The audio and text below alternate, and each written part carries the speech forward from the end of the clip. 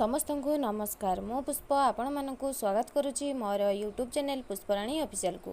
पीवा पानी परीक्षा पाई जो 12टी पारामीटर्स रही सही पारामीटर्स परीक्षा प्रणाली विषय रे यही वीडियोटी प्रस्तुत करिछि। आपण माने जदि प्रथम थर पई मो चैनल को विजिट करचंती ताले सब्सक्राइब करबा पई भूलिबे नाही एवं वीडियोटी को स्किप न करी शेष पर्यंत देखंतु। तेबे जलर गुणात्मकता परीक्षा पई जो सब प्रणाली रही आपण माने सठिक रूप से जानीपारे एवं आपण मैंने जदि जलर परीक्षा करुँच ताहले आपण मानकु एही भिडियोटी बहुत काम लगिब। तेबे आसंतु प्रथमे आमे आरंभ करिबा जलर पीएच मापिबा पई।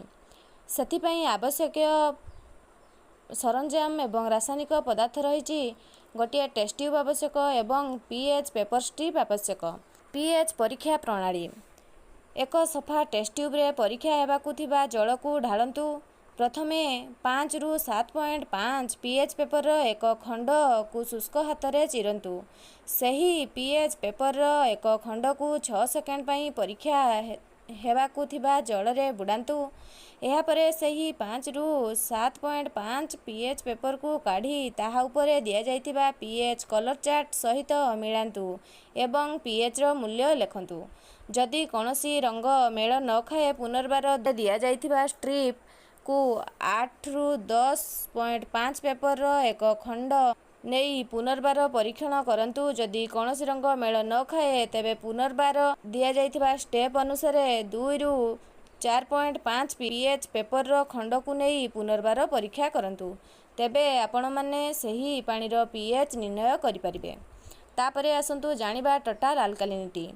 टोटल अल्कालिनिटी पाई आवश्यक सरंजाम हेउची टेस्ट ट्यूब मापक सिलिंडर अल्कालिनिटी सूचक अल्कालिनिटी रासायनिक प्रतिक्रिया साधक पदार्थ बा अल्कालिनिटी रिएजेंट। अल्कालिनिटी टेस्ट पाई तार परीक्षा प्रणाली कौन रही आसंतु जानिबा। गोटे 10 ml मापिबा सिलिंडर व्यवहार करी एक सफा टेस्ट ट्यूब रे परीक्षा हेबाकु थिबा जलर नमूना को 5 ml नियंतु। एथिरे 2 रु 3 ठोपा अल्कालिनिटी सूचक पकांतु। टेस्ट ट्यूब रे भल भावरे गलाई दियंतु। परीक्षा जल नील रंग को परिवर्तन हेबो।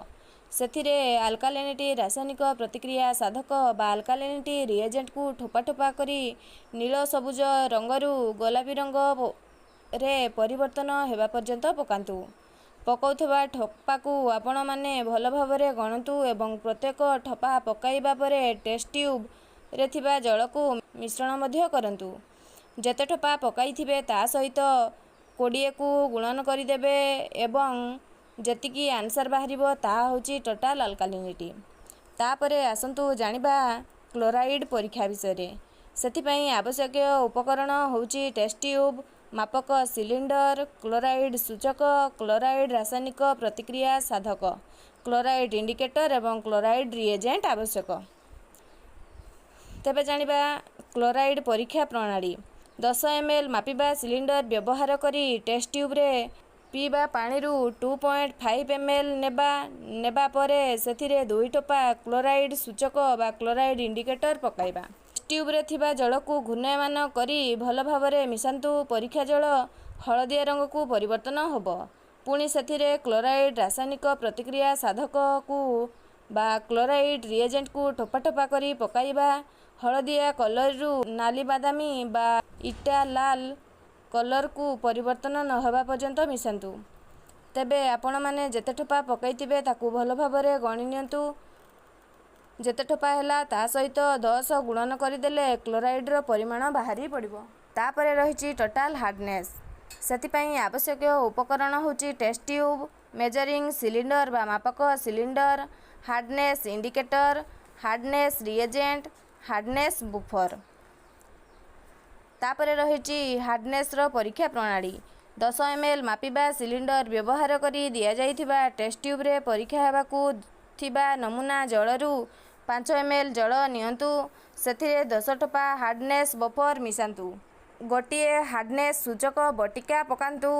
एक क्रशिंग और मिक्सिंग रड सहायता रे पका जाइथिबा बटिका को धीरे धीरे चूर्ण करंतु। टेस्ट ट्यूब रे भल भावरे गलाई दियंतु। परीक्षा जल वाइन लाल रंग को परिवर्तन होबो। ପୁଣି ସେଥିରେ ରାସାୟନିକ ପ୍ରତିକ୍ରିୟା ସାଧକ ବା ହାର୍ଡନେସ୍ ରିଏଜେଣ୍ଟକୁ ଠୋପା ଠୋପା କରି ୱାଇନ୍ ଲାଲରୁ ନୀଳ ରଙ୍ଗକୁ ପରିବର୍ତ୍ତନ ହେବା ପର୍ଯ୍ୟନ୍ତ ମିଶାନ୍ତୁ। ଯେତେ ଠୋପା ପକାଇଥିବେ ସେହି ଠୋପାକୁ ଗଣିକି ରଖିଥିବେ। ସେହି ଠୋପା ବା ସେହି ଡ୍ରପ୍ ସଂଖ୍ୟା ସହିତ 20କୁ ଗୁଣନ କରିଦେଲେ ଟୋଟାଲ ହାର୍ଡନେସ୍ କେତେ ତାହା ଆସିଯିବ। ତାପରେ ଆସନ୍ତୁ ଜାଣିବା TDS ଟୋଟାଲ ଡିଜଲ୍ଭ ସଲିଡ୍ସ କେତେ ମାପିବା। ତାହେଲେ ଏଥିପାଇଁ କୌଣସି ପରୀକ୍ଷା କରିବା ପାଇଁ ପଡ଼ିବ ନାହିଁ।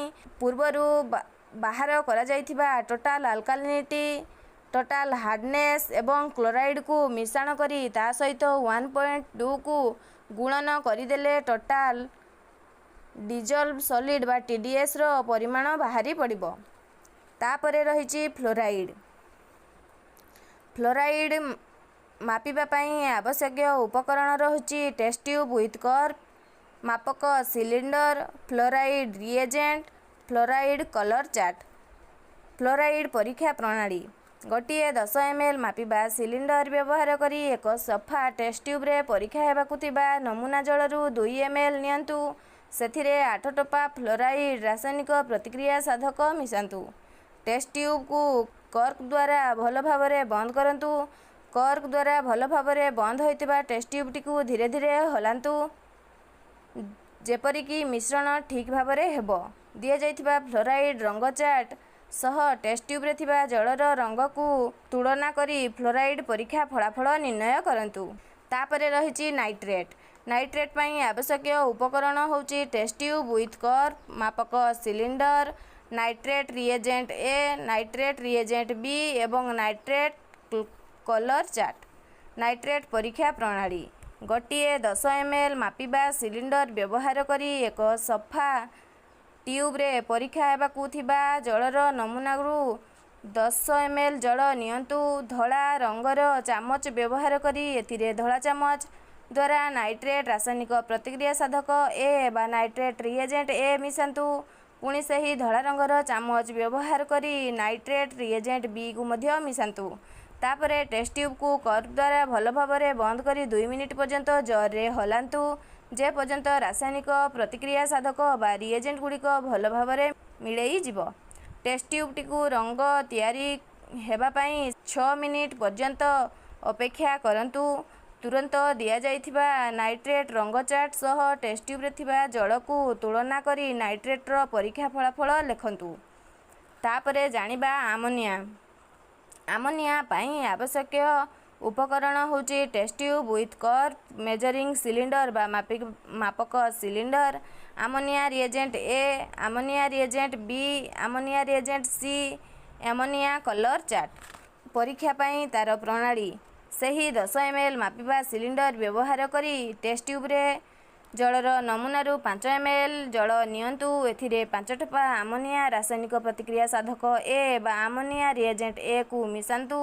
ପୁଣି ଥରେ ଗୋଟିଏ ଟୋପା ଆମୋନିଆ ରିଏଜେଣ୍ଟ Bରୁ ମିଶାନ୍ତୁ।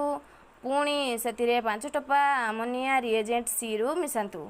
ତାପରେ ଟେଷ୍ଟ ଟ୍ୟୁବ୍ରେ କର୍ଭ ଦ୍ୱାରା ଭଲ ଭାବରେ ବନ୍ଦ କରି ଧୀରେ ଧୀରେ ଓଲଟାନ୍ତୁ ମିଶ୍ରଣ ଠିକ୍ ଭାବରେ ହେବା ପର୍ଯ୍ୟନ୍ତ।